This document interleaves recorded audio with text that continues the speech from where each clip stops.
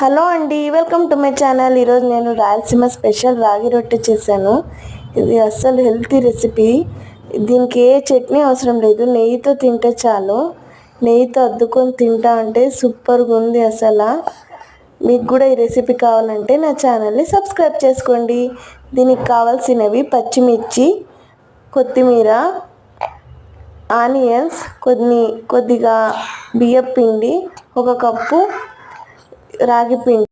కొద్దిగా రాగి పిండి, బియ్యం పిండి, ఉప్పు, కారం పొడి, పచ్చిమిర్చి, ఆనియన్స్, కరివేపాకు, కొత్తిమీర వేసి మిక్స్ చేసుకోండి.